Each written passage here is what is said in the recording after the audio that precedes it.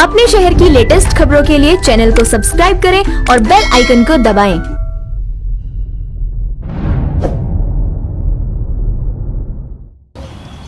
नमस्कार, आप देख रहे हैं हुंकार 24/7।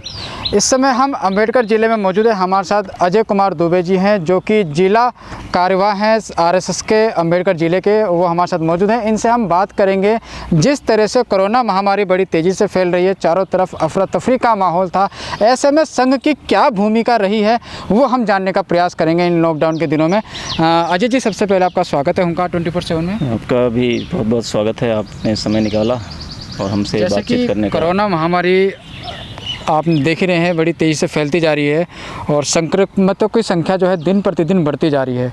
तो जब कोरोना शुरू हुआ तो हाहाकार का माहौल था और आर्थिक तंगी थी, क्योंकि सब लॉकडाउन में थे, सबके काम धंधे सब बंद थे और फैक्ट्रियां बंद थी, तो लोग घरों में थे और आर्थिक तंगी की समस्या थी। तो ऐसे में संघ की क्या भूमिका रही है? वैसे तो देखा गया है कि आरएसएस के जो लोग हैं वो एक वरदान के रूप में, एक मसीहा के रूप में ज़रूरतमंद लोगों को जो है राशन मुहैया करा रहे थे, भोजन मुहैया करा रहे थे। तो उसके बारे में ज़रा बताइए। जैसे लॉकडाउन हुआ तो सबसे बड़ी समस्या दैनिक जो कार्य करने वाले, दिहाड़ी मजदूरी करने वाले, रेहड़ी पट्टी लगाने वाले, उनका एक तरफ से आर्थिक नुकसान हुआ, दूसरी तरफ उनको बड़ी समस्या हुई उनके भोजन के लिए। तो संघ की बैठकें हुई, बैठकों में ये निर्णय लिया गया कि ऐसे वर्ग के लिए हम भोजन की व्यवस्था करें। चूँकि हमारे समाज के लोग हैं, हमारे अपने भाई बंधु हैं, तो हमारे क्षेत्र में कोई भूखा ना सोए, इसकी योजना हम लोगों ने किया और 4 किचन हम लोगों ने सेटअप किया 27 मार्च को। और उस 4 किचन के माध्यम से शुरू में तो थोड़ा कम था, लेकिन ये अप्रैल में 3-4 आते आते करीब 7,000 के आसपास ये सुबह और 7,000 शाम को भोजन। मतलब 14,000 प्रतिदिन। हाँ, उन्हीं 7,000 को निश्चित सुबह जिनको देते थे, शाम को भी उन्हीं को देते थे। तो 14,000 भोजन पैकेट एक दिन में बनाने की व्यवस्था हुई और उनको निश्चित जगह पे, जैसे 80 केंद्र बनाए थे हम लोगों ने ज़िले में। 80 केंद्रों के माध्यम से वहाँ से भी कार्यकर्ता लगते थे और उनको घर पे ले जाके दिया जाता था भोजन, ताकि सोशल डिस्टेंसिंग का भी पालन हो सके। इसके अलावा हम लोगों ने सोशल डिस्टेंसिंग के लिए समाज में जागरूकता के कई सारे अभियान चलाए।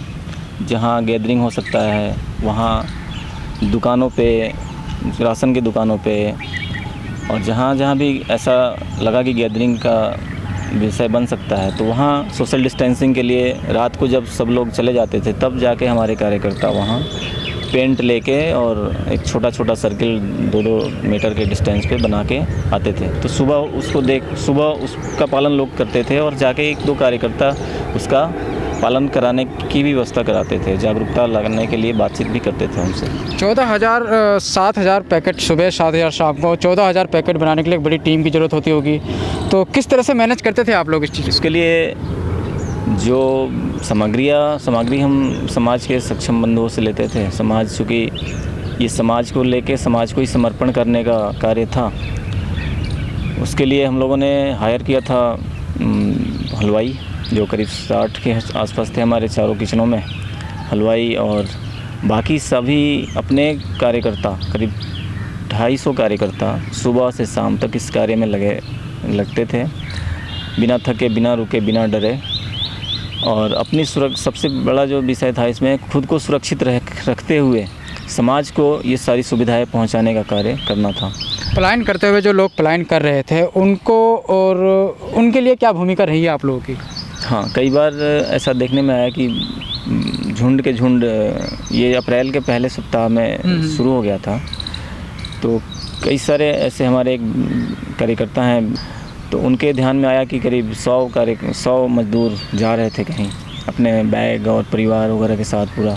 तो उनसे बातचीत किया, उन्होंने उनकी समस्याएं जानी। तो उनकी मुख्य समस्याएं थी सुबह शाम का भोजन, सुबह शाम भोजन दे दें तो आप रह सकते हैं यहाँ। तो उन्होंने बोला हाँ। तो इसके बाद फिर उन लोगों को हम लोगों ने वहाँ जो भी उनकी दैनिक आवश्यकताएँ थी उसकी पूर्ति कराया और वहाँ रखा उनको। तो पलायन और कई जगह छोटे 8-10 की संख्या में कई जगह अपने माध्यम से कार्यकर्ताओं ने अपने अपने क्षेत्र में पलायन को रोकने का प्रयास किया। खाना खिलाने के अलावा और क्या क्या राहत सामग्री आप लोगों के द्वारा दी गई है? जैसे कि सूखा राशन भी बहुत से लोग बांटते हैं, वो किया गया, या मास्क सैनिटाइज़र कुछ इस तरह का कुछ काम किया गया? खाना खिलाने के अलावा हम लोगों ने 2000 के आसपास साबुन का वितरण किया, इतना ही सैनिटाइज़र और करीब 5000 के आसपास मास्क वितरण किया पूरे क्षेत्र में। कुछ मास्क हमारे सेवा भारती जो है उसमें महिलाएं बहनें भी हैं, तो उन बहनों ने खुद घर पे बनाया। जैसे ये मास्क आपको दिख रहा है, ये अपना सेवा भारती में जो बहनें हैं अपनी कार्यकर्ता, उनके माध्यम से बना के उसको भी हम लोगों ने वितरण किया। और ये मास्क जो मार्केट में मास्क मिलता है उससे कई गुना अच्छा है। ये इसको कई बार आप यूज़ कर सकते हैं, रोज़ लगा के 2 रखिए, 1 धोइए, 1 लगाइए, इस प्रकार से बहुत अच्छा ये मास्क है।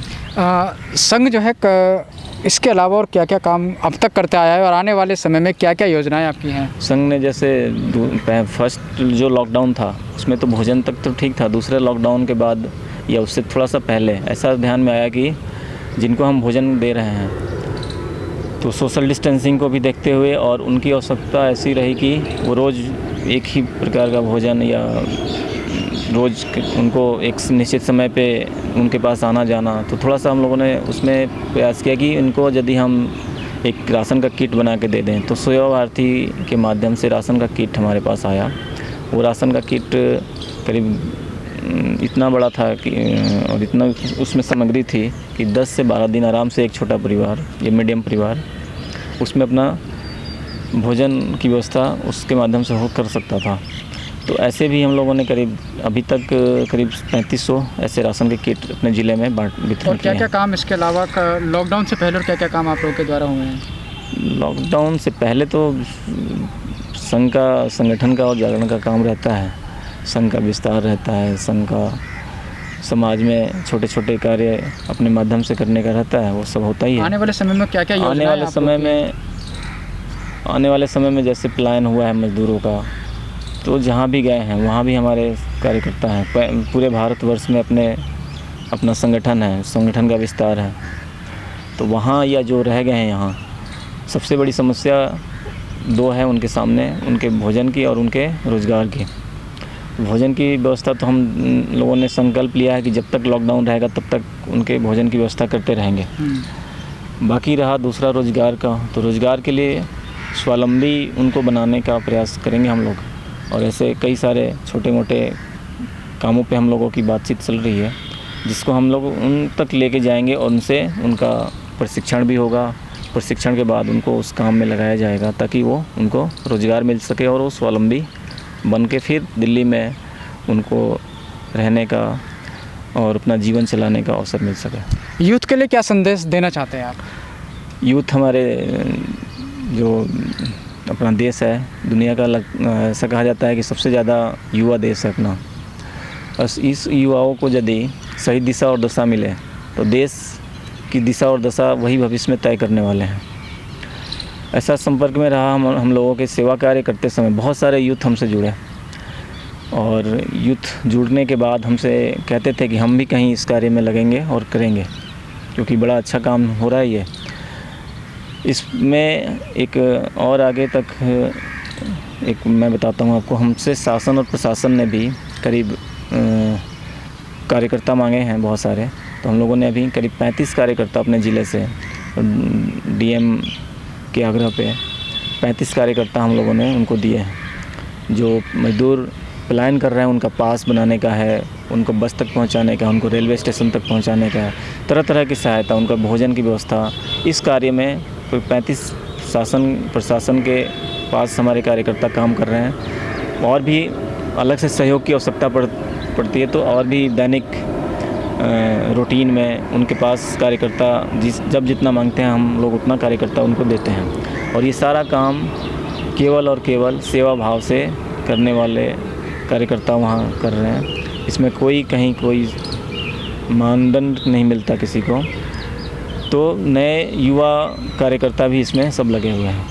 अच्छा, जैसे कि प्लाज्मा थेरेपी से कहा जा रहा है कि इसका इलाज हो सकता है, इसका सक्सेस है, कामयाब है, तो उसके लिए क्या योजनाएं हैं आपके पास या क्या काम किए हैं आपने इसके ऊपर? हमारा एक अनुषंगिक संगठन है सक्षम और एनएमओ, नेशनल मेडिकल ऑर्गेनाइजेशन। उसके माध्यम से एम्स के मेडिकल स्टाफ के साथ मिलके ब्लड डोनेशन कैंप भी हम लोगों ने लगवाया।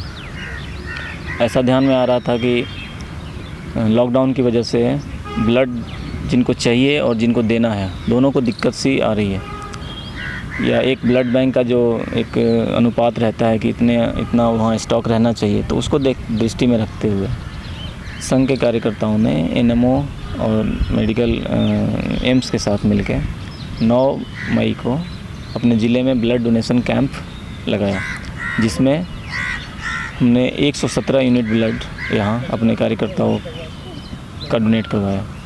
अपने शहर की लेटेस्ट खबरों के लिए चैनल को सब्सक्राइब करें और बेल आइकन को दबाएं।